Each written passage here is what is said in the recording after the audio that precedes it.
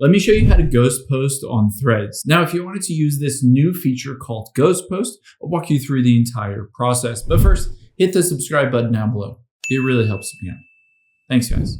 Now, the first thing you're going to do is enter into the App Store or Google Play Store. You need to make sure Threads is updated. This is a fairly new feature on Threads, so just search for Threads in, the App Store or the Google Play Store and make sure it's updated. If it isn't updated, just tap on that button.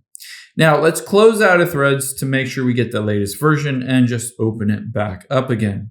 To create that ghost post, you can do it two different ways. You can tap on the plus at the bottom center, and you can just start typing in something like, "Hi, this is my ghost post."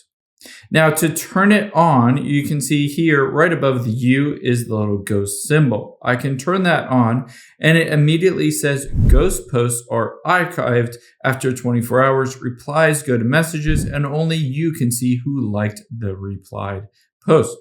Now, you can just hit post here, and I'll show you where to find it. You can tap on the profile at the bottom right, and now you'll be able to see there is your ghost post at the top right. You can tap on that.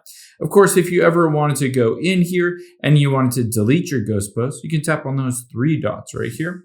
You can choose to delete it, you can archive it, you can edit it if you wanted to. You can see the countdown is 14 minutes. Essentially, it gives you 15 total minutes to edit that ghost post. If you did want to edit, you can just tap on it and add whatever else you wanted and hit done.